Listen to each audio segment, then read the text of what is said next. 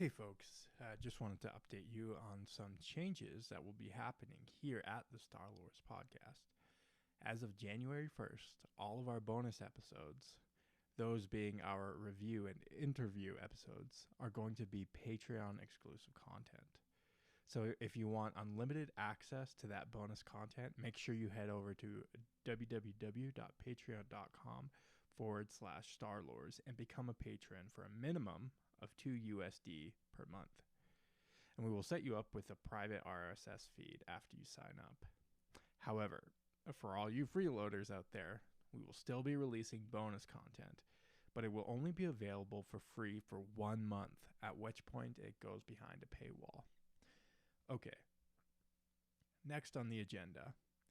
Do you need to get a Christmas present this year, but you don't want to brave the malls or deal with COVID? Well, have I got the thing for you. Amazon is selling a Baby Yoda push toy, and you can get 15% off if you buy it through the affiliate link in the description of this episode. Christmas is coming soon, and it's a great gift for one of your kids or loved ones. And also, don't forget to give us a 5-star rating and review on iTunes, as well as share the show with your fellow Star Wars geeks.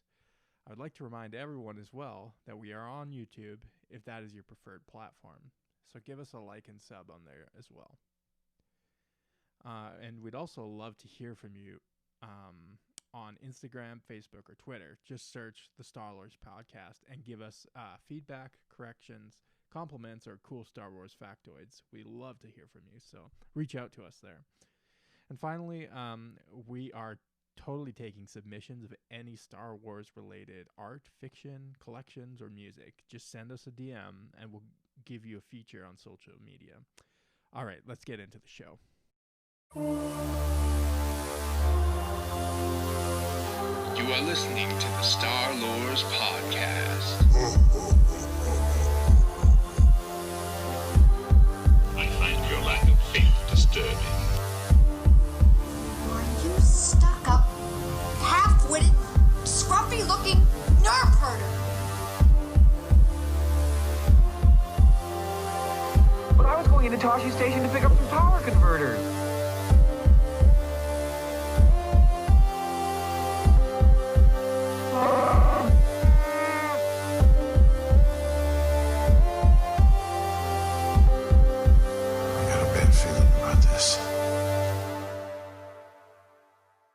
Space chess.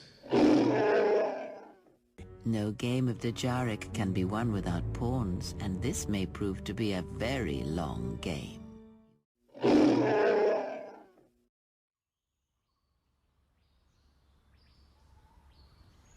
Navigator, father, master tactician, uncle, remover of limbs. Chewbacca was all of these things. The only force in the galaxy strong enough to kill Chewie was gravity. On Kashyyyk, in 200 BBY, a female bore the Wookiee chieftain Attachittukuk a son, who they named Chewbacca. Chewie's parents had another pup named Kalabao. Like her mother, though, precious little information concerning Kalabao was survived in the vicissitudes of history. While still a young Wookiee, that is prior to the age of 100 galactic standard years, Chewie became well known for his skill in navigating up and down the Rarshari tree, as well as feats of mechanical aptitude. At some point in his youth, possibly circa 185 BBY, he took part in a coming-of-age ceremony. In a Wookiee society, a youth came of age typically by an act of courage and skill, such as plucking a siren fiber or defeating a Terran-Tatic in battle. When still a Kashyyyk resident, Chewie lived mostly in the treetop city of Wookraro with his family. However, once he had come of age, his thirst for adventure was greater than any single planet could quench. He relocated to the planet's capital city, Kachiro. It was built on platforms projecting radially from the trunk of a 984-foot tall Rorschach tree, which locals called Vikelin. Several other large trees were also hollowed out and inhabited. Kachiro was typical of Wookiee settlements, and Wokroro was built in a similar style. What most tourists from the wider galaxy rarely think of about Kashyyyk are its crystal blue oceans and soft white sand beaches. Kachiro had off-the-beaten-path beaches, as well as the awe-inspiring Rorschach forest to enjoy. But Chewie didn't move there to take in the scenery. He soon found work with the Klaatuvak Guild, which had their headquarters there. The Guild was a Wookiee organization of hyperspace explorers who carefully hid their astronavigation charts, selling routes piecemeal to the highest bidder. While working with the Guild, he continued to improve his mechanical acumen and eventually rose to a high position.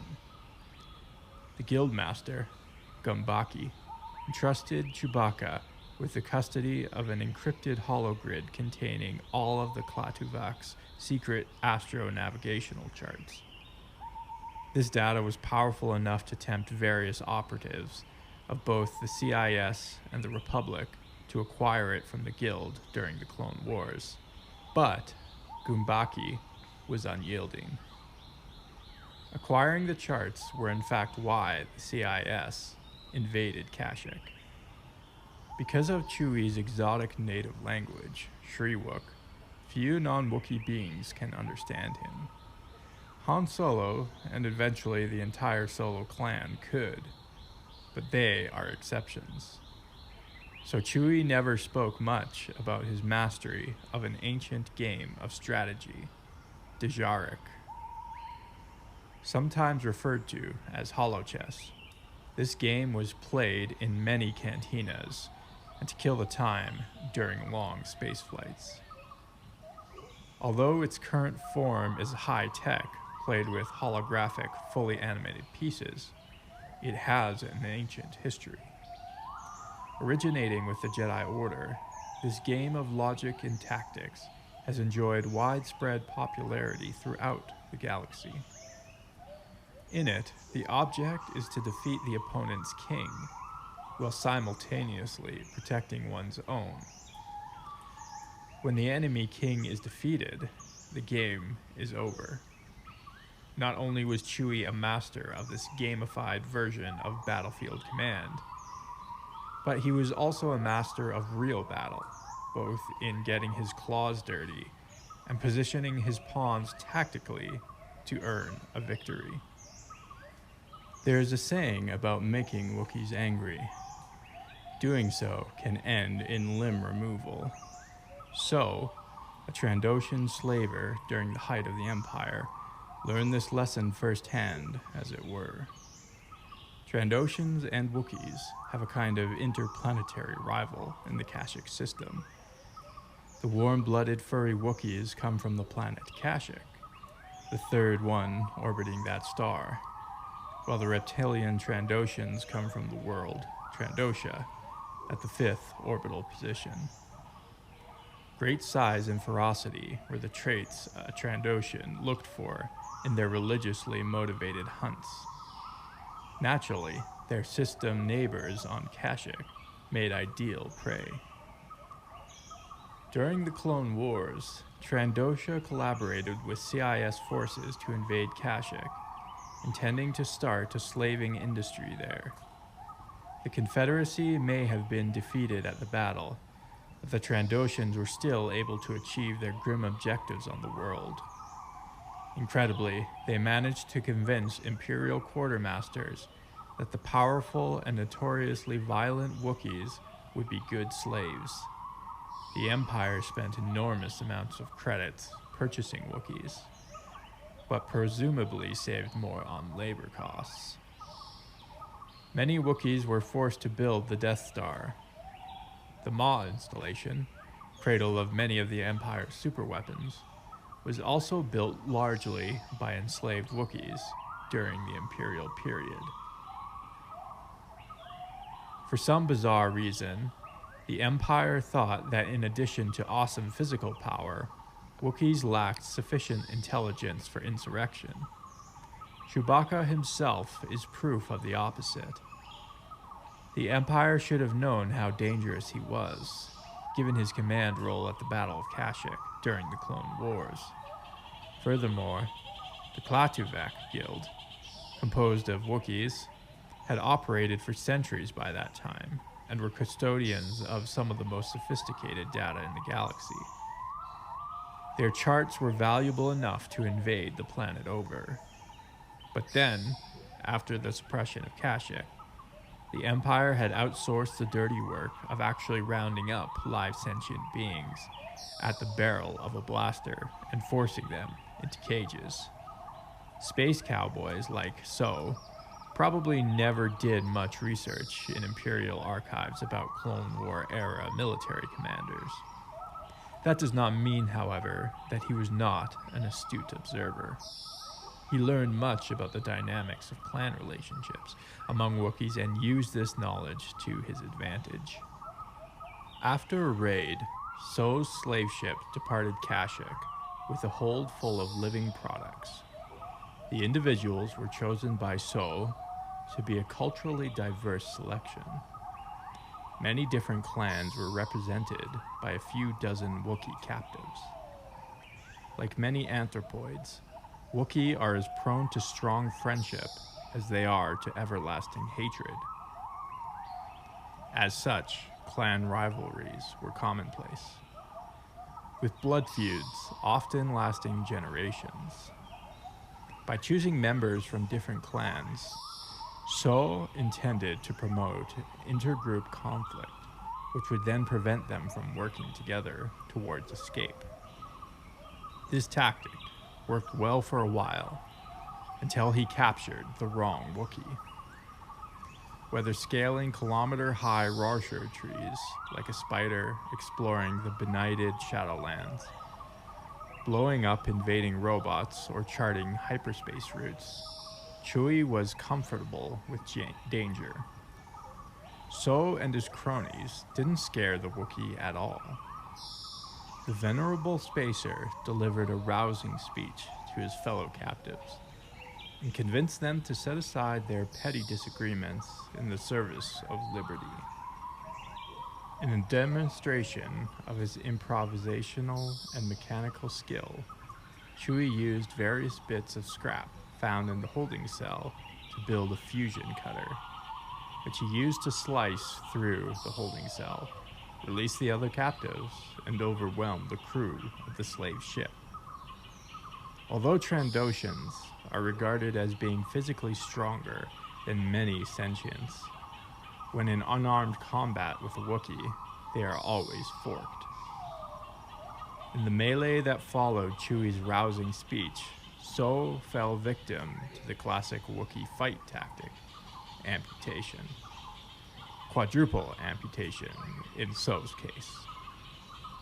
Being a reptilian, this might not have been as immediately life-threatening to him as it is for mammals, who would very quickly bleed out after such a catastrophic injury. The green anal lizard, for example, will self-amputate their tail, a behavior called autotomy. For the lizards, regenerating a tail takes about 2 months. Another Trandoshan slaver, after a similar fight with a Wookiee, fell victim to amputation. In this case, however, his limbs grew back to a fully functioning form within a short period. It took decades for So to grow back spindly, almost non-functioning limbs. A multi-layered death trap. The incident aboard the slave ship was not Chewbacca's first adventure or immersion in combat. With a life that spanned 2 centuries and a thirst for thrills, it was barely a footnote. The trees of Kashyyyk, like the Wookiees, were extremely tall, strong, and long-lived.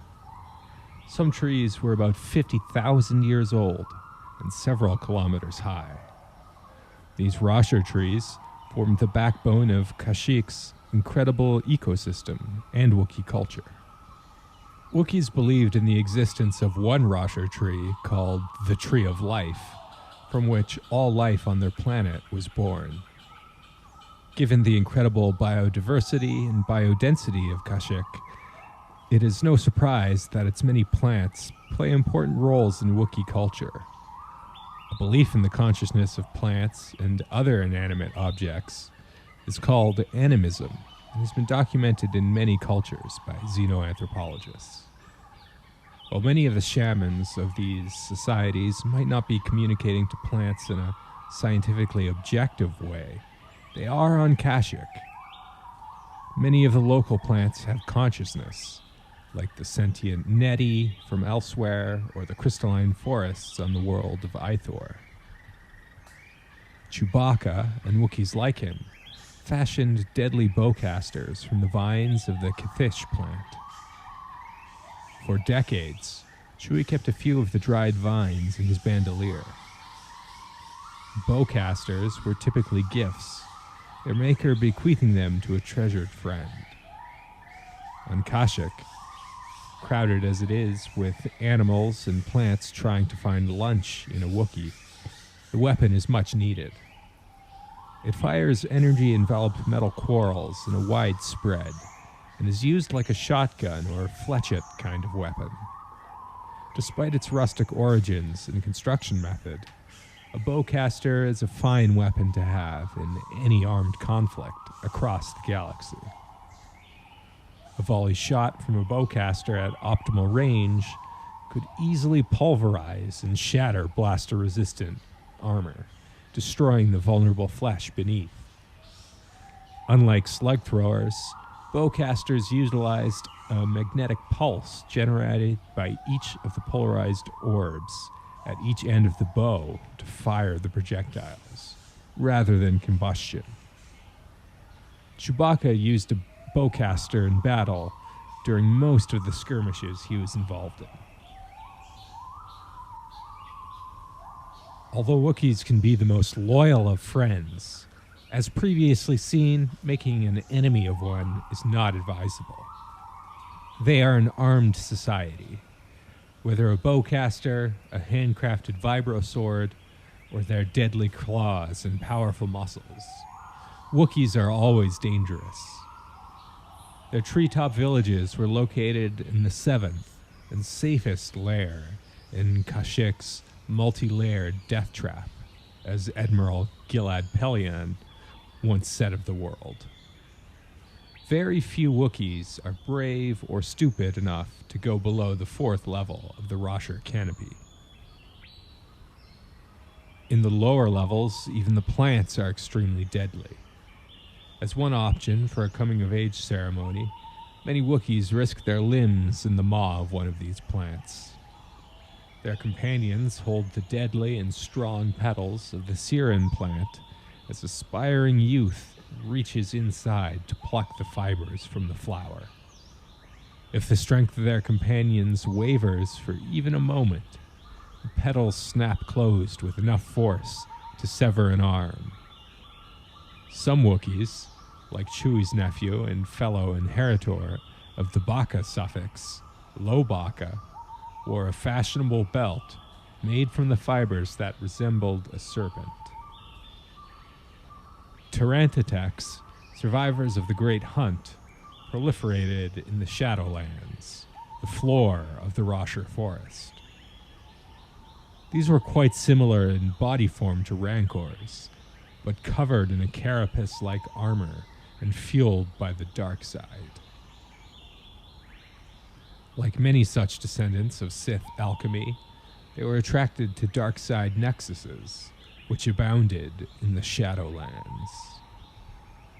For Chewie and Lobaka, their adventures in the deadly realm beneath their idyllic treetop villages were something of a family tradition. The ancient patriarch of their patrilineal line, Baka, also had a habit of exploring the Nother world, as the Shadowlands were sometimes called. Chewbacca, Lobaka, and Weebaka inherited the Baka suffix due to the namesake's many great deeds.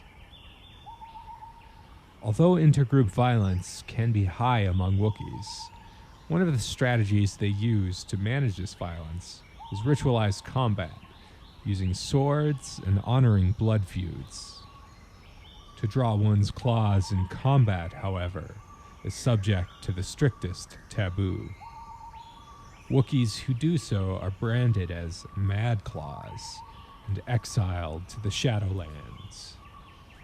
Mad Claws typically suffer greatly in their exile and can become violent, attacking anybody on sight. Chewbacca himself had to do battle with one of these mad Wookiees during the courtship of his wife, Malotobuk. Wookiee Planet C. You've won the day again. Chewbacca's strategies are bearing fruit.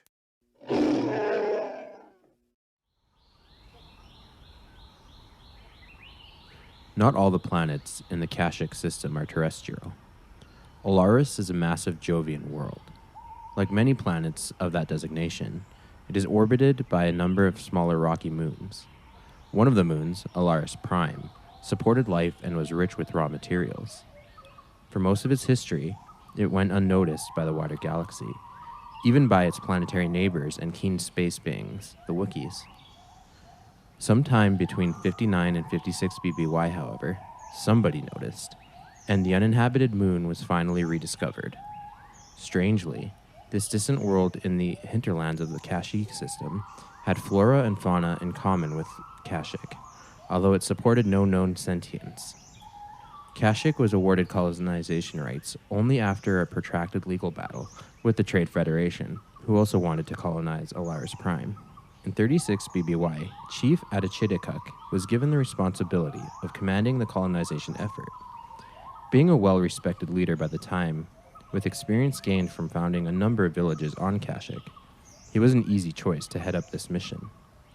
He brought a nephew of his, named Shoran, in on the expedition.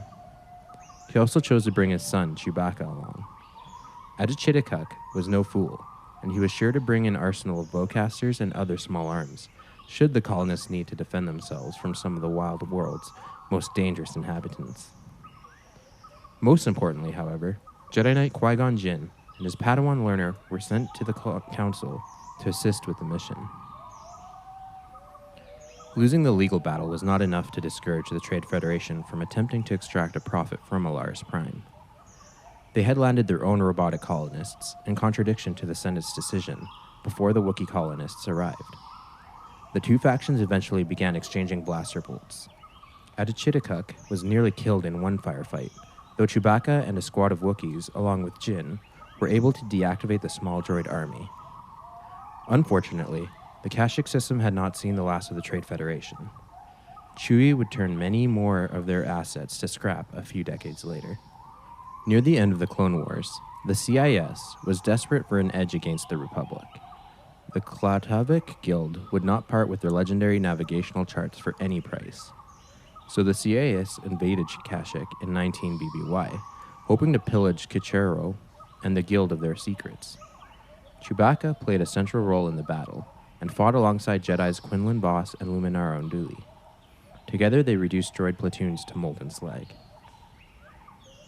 Following Order 66 and the founding of the Galactic Empire, Kashyyyk was renamed Wookiee Planet C, as it was the third planet orbiting the Kashyyyk star. As it was previously a member of the Galactic Republic, it fell under the jurisdiction of the successor state. The Wookiees, however, were not pleased with their new government, and an insurrection started soon after the First Battle of Kashyyyk. A few weeks later, Darth Vader and Moff Tarkin were dispatched to suppress the rebels. Tarkin had recently been given the responsibility of overseeing the Death Star's construction, and in the Wookiees he saw a source of labor for the Mega Project.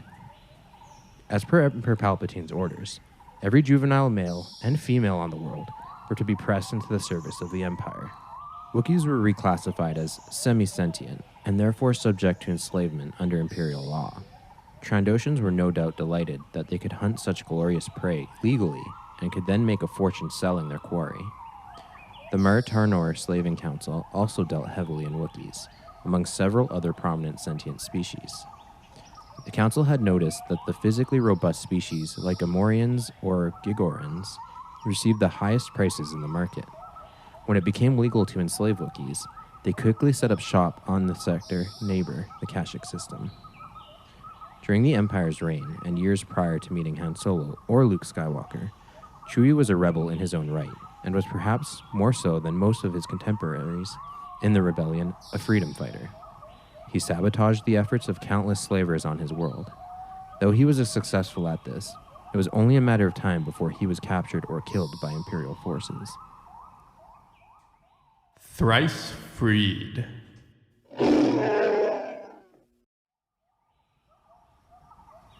When the Empire's power was at its zenith, a young lieutenant in the TIE Fighter Corps was ordered to deal with brigands attacking a slave ship in deep space.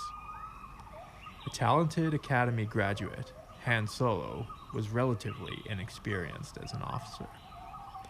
His real strength, his reason for attaining the officer position so early in his military career, were his superior piloting abilities. Solo's squadron TIE fighters fired upon the brigand ship, disabling it. The damage was enough to knock the ship's pilot, Chewbacca, unconscious. Furious over the trouble Chewie had caused, the Imperial commander ordered Lieutenant Solo to kill the defenseless Wookiee. The lieutenant refused. Eventually, the commander decided that he didn't want to kill Chewie after all. The Empire was paying good credits to acquire these, quote, animals. They were valuable. Chewie was treated cruelly, even by slavery's standard. For a time, Commander Nicholas forgot about Solo's insubordination. One day, after inciting the commander's rage, Chewie was bound and subjected to a merciless session of whipping as punishment, done in a public space. The torture proceeded without cease until Chewie was at the brink of death. Lieutenant Solo put a forceful stop to the torture, and together he and Chewbacca escaped the Empire. Thereafter, Chewie owed a life debt to Han. The conditions of this ancient Wookiee custom were that in exchange for saving a Wookiee's life, the Wookiee is bound to protect and serve their savior for the rest of their lives. The bonds that tie Wookiee families are tight indeed, but a life debt can sever them. Chewie abandoned his wife, Mala Tobak, or Mala, to serve his life debt. He would be a personal bodyguard, navigator, mechanic, childminder, and best friend to Solo. For a few years, they gallivanted across the stars, playing cards, breaking hearts, and dodging bounty hunters. When Han and Leia began having children, Chewie extended his life debt to cover all of the Solos. Chewie had to have had time to visit Mala at least once, though, as in one BBY, she bore him a son, who they named Lumpowerwump. In 0 BBY, Chewie and Han landed their ship, the Millennium Falcon, on the backwater world of Tatooine, at a settlement most known for its prodigious scum and venomous villains, Mos Eisley. They headed to Chalmun's Cantina for a refreshing drink and maybe a relaxing game of Dejarik for Chewie. Droids weren't allowed in the bar, so he wouldn't have to deal with their flawless logic as he commanded his small army of hollow monsters. An old man approached Chewie, asking about passage to the Alderaan system. They had met before, but humans don't age like Wookiees. When they last met, Obi-Wan Kenobi was a scrawny youth, still wet behind the ears, and with an unfortunate hairstyle, denoting his Padawan position in the Jedi Order. The man next to him that day in Chalmers had pure white hair, like a Wookiee silverback. Surely it wasn't the same Kenobi he met on Alaris Prime. Chewie introduced the old man to Han, and they made arrangements while Chewie decided to dust off his Dajaric skills against Kenobi's droids back aboard the ship. After infiltrating the Death Star with Kenobi, then rescuing Princess Leia, Han and Chewie were handsomely rewarded. Solo was only after rewarded, so he and Chewie left the base at Yavin 4, never intending to return. Something about that didn't sit right with Chewie. The base they narrowly escaped from, that was the reason the Empire orbitally bombarded Kashyyyk 20 years prior. The Death Star was the place so many enslaved Wookiees were sent to work over the last 20 years. It was the reason he was estranged from his family. The place he'd risked his countless times to keep innocent Wookiees from being sent to. Chewie wanted vengeance, justice. Eventually, he convinced Han to return to the Yavin system, and the rest is history. Like much of the battle-weary rebels, Chewie was brought back into fighting not long after the Battle of Endor. The first order of business was liberating Kashyyyk from Imperial influence. With that finished, Chewie went on to fight in the Battle of Bakura, the Empire's next major loss after the death of the Emperor. With the denouement of the Galactic Civil War apparently over, Han and Chewie headed back to the forest moon of Endor and spent some time with the Ewoks they had befriended in the previous battle. Only weeks later, the extragalactic Nagai arrived with their fleet in the galaxy far, far away. Han and Chewie encountered this firsthand when they encountered another trip to Kashyyyk to visit Chewie's family. While there, they discovered Nagai slavers and Wookiee collaborators attempting to capture slaves. Chewie and company liberated the slaves and drove the remaining Nagai away. This was the opening salvo of the Nagai Toph War, and Chewie was fighting at the side of the heroes of Yavin again. Later, when relative peace returned to the galaxy, Chewbacca resumed his family life and brought Mala and Lumpy back to Coruscant. The young Wookiee was stimulated by the concrete jungle of the city, and father and son had a few misadventures there. The family did not permanently relocate to Coruscant, however, and soon returned home. It would be several years before Chewie returned to Kashyyyk for Lumpa Warump's coming-of-age ceremony. Rather than risking life and limb trying to pluck fibers from carnivorous plant or doing battle with a dark side abomination, Lumpa Waru went up against the Imperial remnant. Normally, he would have gone down to the Shadowlands for some dangerous task, but his father's work interrupted the event. Chewie received a communication from the Alliance that Solo had been captured by enemy forces. The itinerant father gathered his son and a few trusted companions and departed Kashyyyk, foregoing the scheduled ceremony. Together with his father and uncle, Chewie's progeny destroyed a super star destroyer and rescued Han Solo from its brig.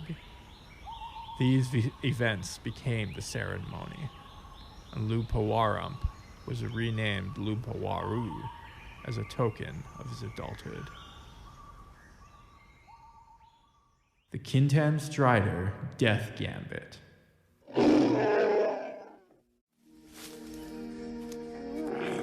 Goodbye, Tarfor. Goodbye, Chewbacca. Miss you, I will.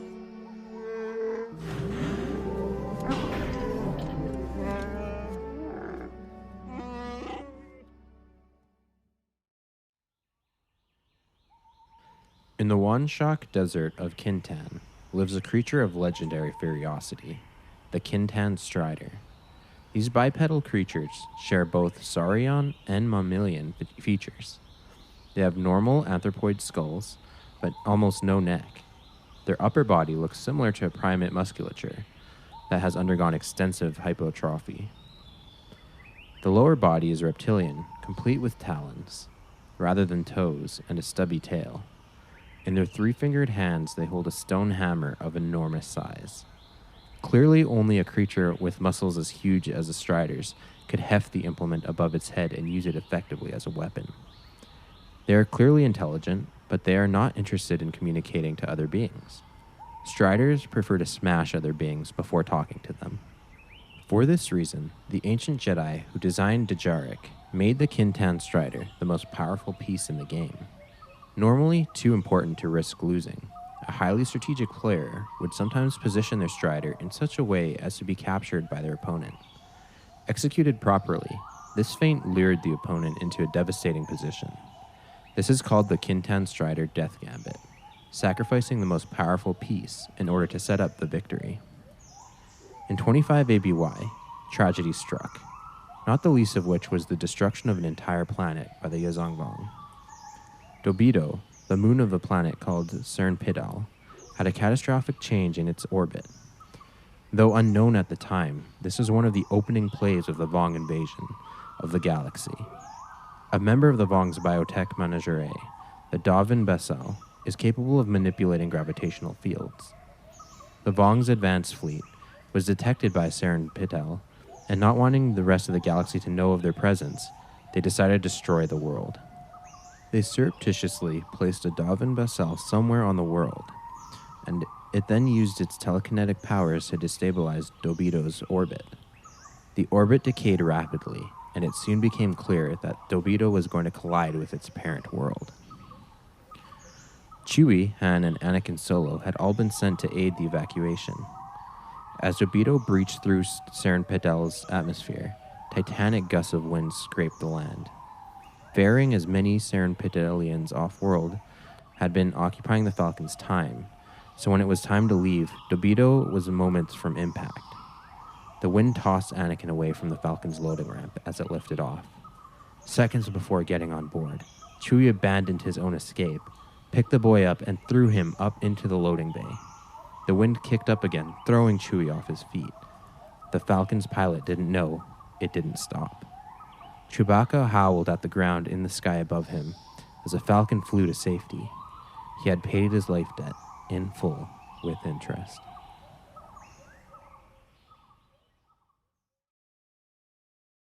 And now, an important public service announcement. Hi, Jedi Padawans and apprentices! Did you know that only you can prevent Rosher fires? Even if your master gets stabbed in the chest with a lightsaber, don't start his pyre in the Rosher forest. Only you can prevent forest fires. Welcome aboard the Millennial Falcon. I'm Sam. I am Wookiee friend Christian. This is Jordan. Do either of you guys owe a life debt to each other for any particular reason? It keeps changing hands. I see. We save each other every other week. Somebody bought that debt out. So we're recording live, or broadcasting live, I should say. You can't really record live.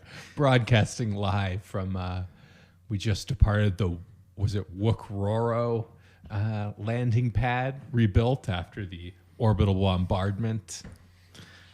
Kashyk's looking pretty good these days. Yeah. Recovered from the Yuuzhan Vong invasion and all that. Mm-hmm.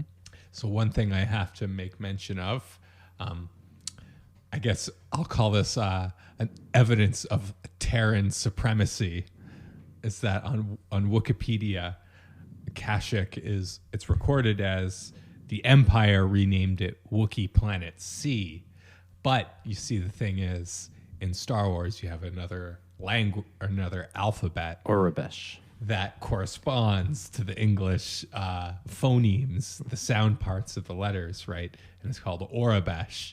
And so they've published pronunciations for all the letters in Aurebesh, and the third letter in the Aurebesh alphabet is Crash, not C. So technically, it should be Wookiee Planet Crash Galactic Empire. To be fair, this is actually a whole thing. I wanted to save it for languages episodes, but since you brought it up now, the English language does exist in Star Wars. Does it? Yeah. It's more equivalent to more of like a high galactic speech. So it's like I knew almost about like that. Latin. Yeah. And Aurebesh is just the script. Yeah, and that's also why things like X-Wings and A-Wings would also have to follow that naming convention in Aurebesh. Oh, you're right. I should look at But there is an actual explanation for that. Just we can get into it on a different episode, but Indeed. It's something I've been looking into because I had the same thoughts too. But back to Kashyyyk. So back to Kashyyyk. So when Chewie was dating, I suppose is the name we would give to it. The courtship ritual of Chewie's wife, Malotabak. There was sort of another rival for her affections. I forget his name. I think his name would be pronounced Turdko. It's like TVVRDKO or something like that. But anyway, I would pronounce this one like Torvok, but okay. But my Wookiees is not great. You're Shirwook. Shirwook. Lots of difficult names in this one. But anyway, he was an albino Wookiee, and he got in a fight at some point, and I believe pulled his claws on Chewie at one point. Ooh, major no-no. Oh, yeah. Which is a major no-no. And why is that a major no-no within Wookiee culture? So I think it's kind of the same reason why going after, like, if you can't tell, we're all males on this show. Is it like flashing your junk to somebody or something? If your junk was a spike that you impaled your enemies with. I think it's, that would I think also it's not more be. like if you've ever gone on YouTube and gone down a rabbit hole of watching street fight compilations because you really just want to see how ugly the human species is. It's a similar thing to a man in single combat with another man going after his genitalia or his eyeballs. You know what I mean? It's just like if you're squaring off against another dude, that's just not part of our sort of ritualized combat. It's like a cheap shot. It's sort of a cheap shot, and it just sort of brings that animal level to the fight where it's okay, now we're really trying to kill each other. We're not just pretending anymore. We're not just doing this to look tough. And we got to remember too, the Wookiees are a civilized species. They're not just bestial animals. That's exactly it. So culturally, Wookiees, they develop these claws more for climbing, like naturally, and it helps them climb trees and stuff. And the Wookiees themselves like to separate themselves from animals. They define themselves as sentients. And obviously this is like a big contention in the Star Wars galaxy where other species see them as animals. The Empire sees them as animals. Yeah. So they're always trying to culturally break that link to being beasts. Yeah. And so to pull your claws out is, exactly, such a bestial, animalistic thing to do that it's just like a strict cultural taboo, which will get you exiled even to the... And then that segues next greatly to my next point about exile and the exile trope that I'm seeing more and more in Star Wars. Is like everything sort of comes about because of exiles. Zalbar, another Wookiee, or Zalbar, or Big Z, he was also branded as a Mad Claw. If anybody doesn't know, he's from the Knights of the Old Republic. 2. No, 1. 1. Yeah. Oh, yeah. Yeah, it's a different Wookiee, actually, who's a slaver Wookiee, which is very interesting. Direction. Hanhar, I believe his name was. Right. He's the other Wookiee you get in KOTOR 2. But in KOTOR 1, Big Z, the reason he winds up on Terrace is essentially because he's exiled. And then, of course, he helps Revan out and all that stuff. And so we've got all these other exiles, like Obi-Wan Kenobi's in exile. The Sith were started because of exile. Jedi exiles. The Night Sisters were exiled. You're proposing we just kill our enemies instead of exiling them. Is that the... I think that's what I'm going for. Or at least chop off their arms and legs. Oh no, wait a minute. That doesn't work very well either, does it, Obi-Wan Kenobi? Set them on fire, maybe? Maybe if you set them on fire, that'll be good. That will come back and bite you. Since we're speaking about multiple amputations, so our Trandoshan slaver friend, very interesting how his story was presented in the Chewbacca graphic novel. There's a graphic novel called Chewbacca that was published by Dark Horse, and the conceit of it is it's like an anthology. So it's a bunch of just sort of semi-related stories that are just stories from Chewbacca's life, just from sort of random periods in it. And Peter Mayhew actually wrote the introduction to this comic book. For the record, Peter Mayhew is the actor that played Chewbacca in the original The actor trilogy. played Chewbacca, which was kind of cool that he wrote that. But so anyway, So is in this, and this is like one of the first panels in the comic book, is you just see this Trandoshan with like a normal Trandoshan body, except he's got these like short, like old, just really messed up looking limbs, his arms and his legs, because he tried to take Chewbacca as a slave. Yeah. And we finally get that payoff that's been set up since A New Hope. To see a Wookiee tear off. We know someone's Wookiees can tear people's limbs off. Why don't we ever get to see it? And we still don't get to see it. Just see the aftermath. We don't actually get to see Chewie ripping off So's limbs, but at least by So's account, Chewbacca ripped off his limbs. And then I also wanted to comment about the relationship between Trandoshan and Wookiees. How the Trandoshans were always trying to hunt the Wookiees. Yeah. And how So makes a reference to the pain he feels as his limbs are growing back, but badly, because when you see him in that comic book, it's been like a few decades. Chewie's already dead by this time in the story, and he's just like drinking away his medical retirement at some space station. And so, but his limbs are still stubby. Yeah. But then we know from another Trandoshan slaver named Pact, who also tried to kidnap Wookiees. This seems like a bad business Do idea. you think Trandoshans evolved to grow limbs back because they constantly hunt Wookiees? You know what? That's a good point I was actually going to make. Well, and Trandoshans are no slouches either themselves. You know, no human would be able to go melee with a Trandoshan. No, in fact, I went deep into the Trandoshans for the research, and they're well regarded as being like much more physically robust than the average anthropoid. Like they're tough. They could take any. But compared to a Wookiee or perhaps like a Uzem. Yeah. Yeah. A Wookiee can literally pull his limbs off like a fly. Yeah. But here's what I was thinking, is that we have a similar biological function in real animals, the green anal lizard, and there are some species of salamander, I believe, also do That can this. regrow in. This behavior called I can't remember. autotophony or something. I forget. I wrote the episode, but they can just detach their tail at limb at will, and then escape from a predator, and the predator Make off with eats their limb, and then they escape. Right. Yeah. So it's like maybe this Trandoshans also can do that with all of their limbs, and so it was just clear that he wasn't going to win the fight. So he just dropped his arms. So he just dropped. And maybe that's how we get this legend of Wookiees being Pulling able arms to off. pull off arms. Shows Trandoshans are detaching their arms more so than A Wookiee is maybe as strong as you would expect, like a human rock climber who's 7 feet tall to be. You know, very strong, obviously, but probably couldn't pull off your limbs. I would almost equate Wookiees to be like orangutan or ape-like, where they would just muscle bundled up together.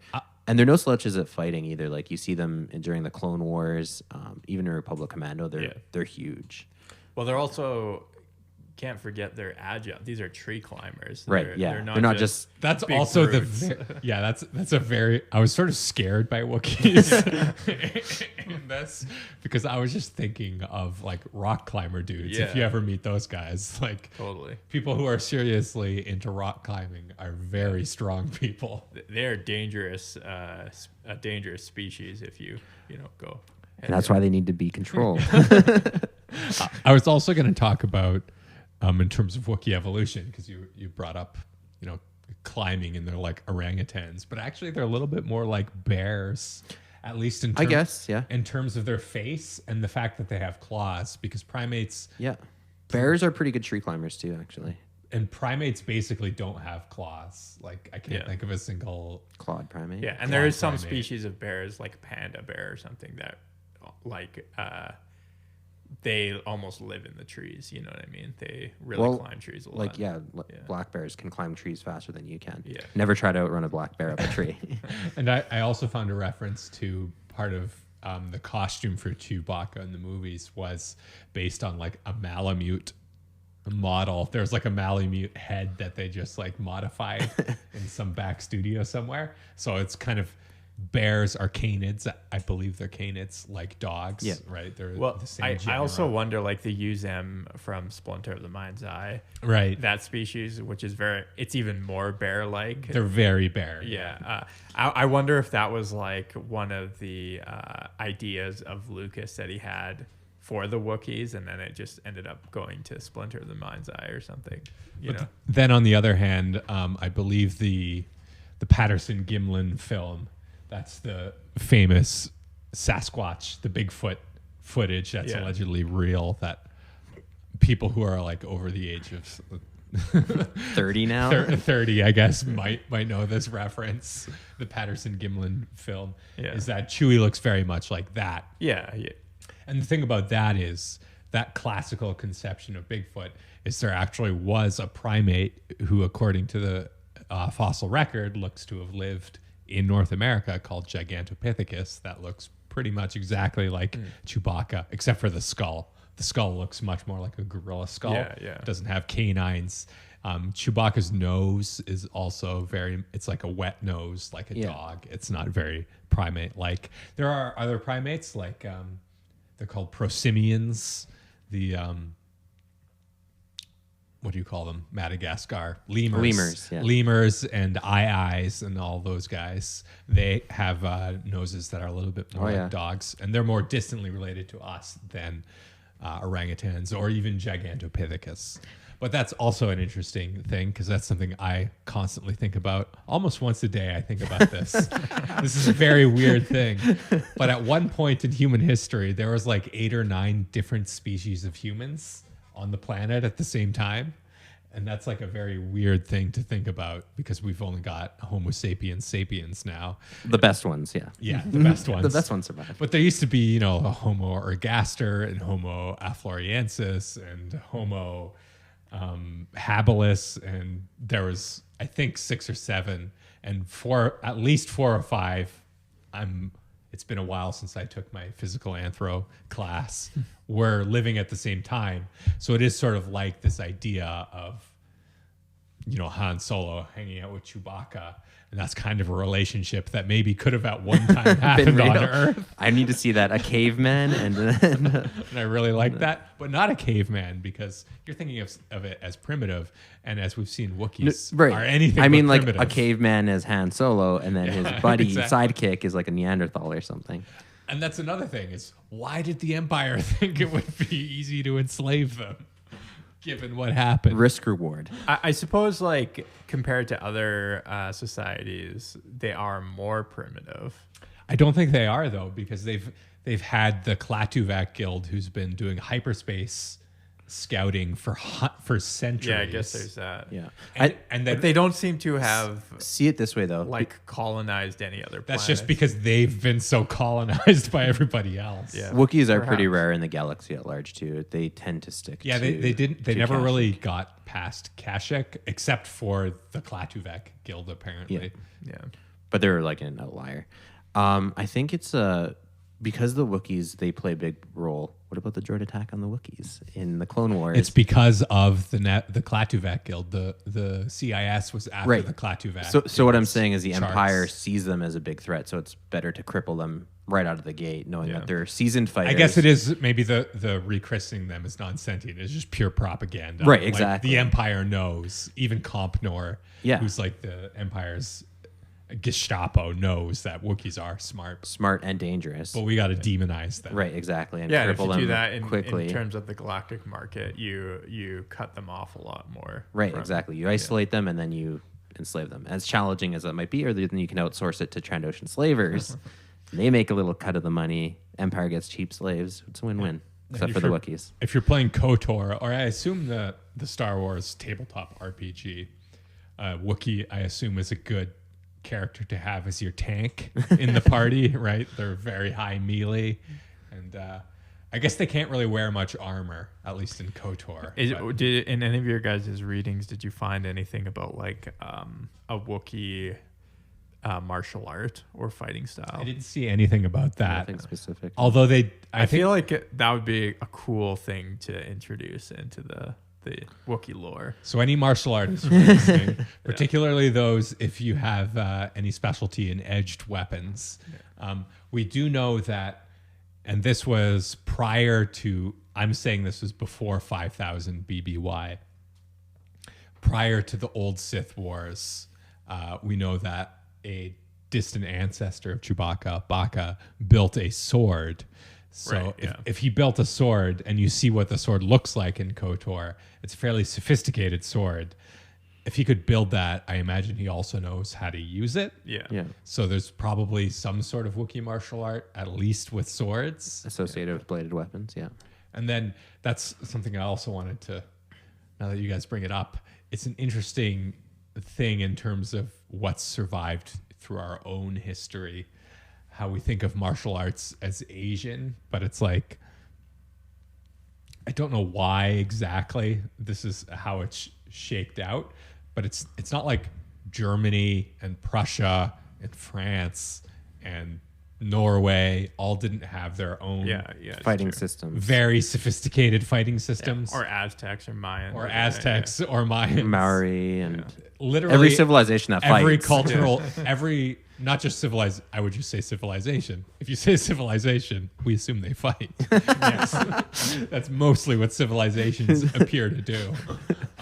But anyway, every cultural group on Earth has their own martial art, I think. Yeah. And so just like they have their own language. And so I think you're right on. There probably is some Wookiee martial art. I didn't see one. The only fairly fleshed out martial art in Star Wars is basically the Echani fighting system, which is sort of vaguely referenced, and then more specifically Terras Kasai, which I believe that Echani may have used, but I can't remember exactly now. Yeah, we'll do an episode on fighting systems, which will be sweet. It will be my magnum opus. Sorry, just before we go, I did find there is apparently on Wikipedia there is a Wookiee martial art. I'm missed opportunity. Called Rushu. Rushu, starting with a W. It was a form of martial art developed by the Wookiees, and often only Wookiees were capable of performing it. While Wookiees were more often known for their exertion of brute force, Rushu was surprisingly widely known due to the natural violence of Wookiees' society and rights. Yeah, interesting. You have to be 7 feet tall and be able to bench press a truck. I'm looking Tune in next Saturday, and I will be doing a Rushu class live on Twitch. If anybody wants to join me, yeah. So it looks like the source of that is all introduced. Actually, it looks like games. Yeah, is it in the Masters of Terras Kasai video game? No. Like I'm guessing it's wizards.com. I think that's... it's the RPG. Yeah. It's one of the Star Wars RPGs, okay. which makes sense. They'll do a lot of world building there. Yeah, so they have like a hero's guide and stuff, and they introduce the Wookiee martial art, Rushu. I would love to know more about Rushu. Yeah. I've actually been thinking about this. I haven't done any research, but I really hope people Rushi. I really hope people have reconstructed any martial arts mentioned in Star Wars and made extensive YouTube channels about it. Exclusively that training. sounds like a lot of fun. Man, someone's got to make a fan film now of learning a Wookiee versus an movie. Echani. Have you heard hand of combat. Kung Fu Panda? Kind of to bring it back to Chewbacca really quick before we go here. One big controversy for him is he doesn't get a medal in A New Hope. Oh, he doesn't? I No, don't know he that. doesn't. No, it's been Space a fan. racism. Yeah, it's been a fan contention for a long time why why Chewbacca doesn't get a medal. He's the one that convinced Han to turn the Falcon Discrimination. around. That's something I actually learned for the first time. They in bought this into that episode. Imperial propaganda about non-sentience. But it does turn out that They he thought does. he was Han's pet. Straight up space racism. No, but it does turn out that he did get a medal, just wasn't given one at the ceremony because they say that Leia was too short to actually get up around his neck. So he was awarded it later. And the Disney movies try to fix this by giving him Han's medal when Han is killed. Stupid, yes. Agreed. Just stupid. But just while we're talking about Chewbacca. And Even they can't even do fan service, right? Yeah. Also, just very quickly, Chewbacca is quite old by the time he dies. 200. 200 years. You got to think how much of the galaxy he's seen, how much change. He fought in the Clone Wars as a pretty renowned general. He's an old ass man by A New Hope. Yeah. He's a very old dude.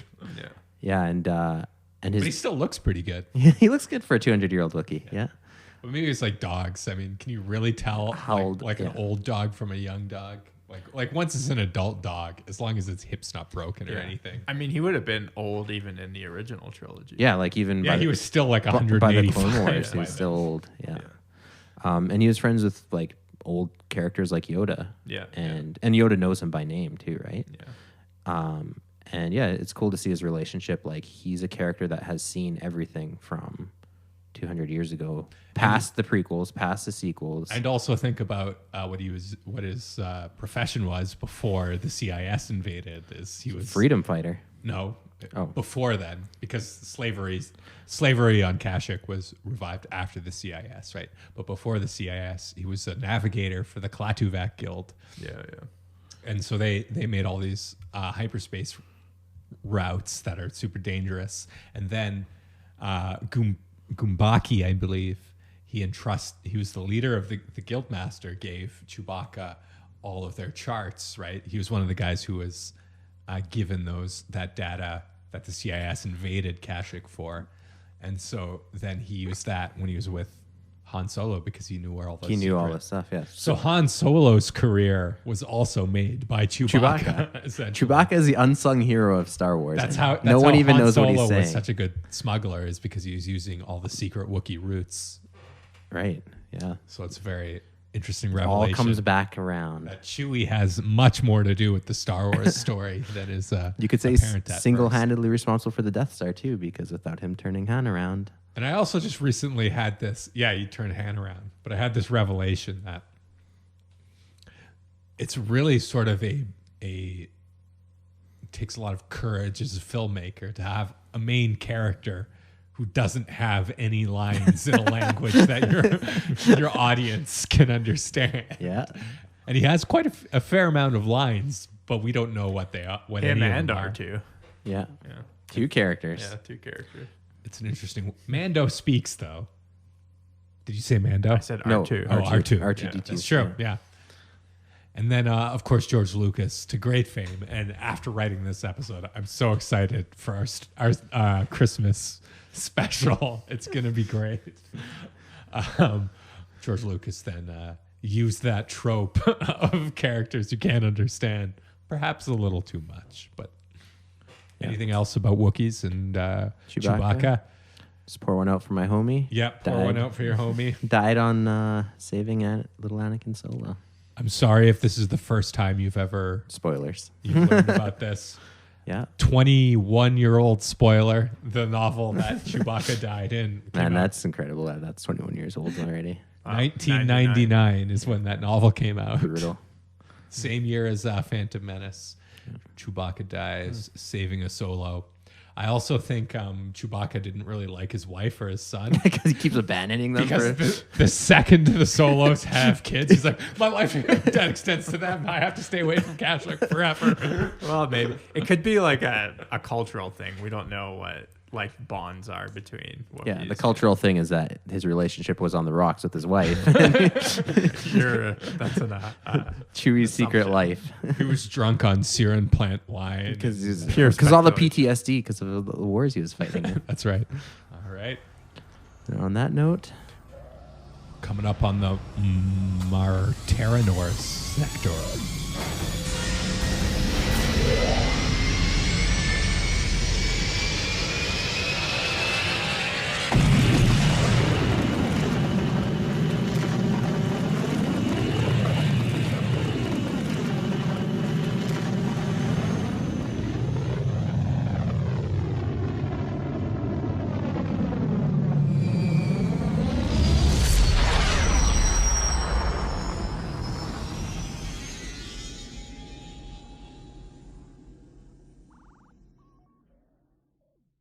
thanks for flying with us. We are interested to hear from you. You can reach us at starlorspodcast@gmail.com. Let us know your thoughts, comments, or corrections. If you enjoyed the show, please leave us a 5-star rating, review, and subscribe. You can also help us out through our Patreon at the Star Lords Podcast. Find us on Instagram, the Star Lords Podcast, on Facebook at the Star Lords Podcast, on Twitter at the Star Lords Podcast, and on YouTube, Star Lords Podcast. We'll catch you next time.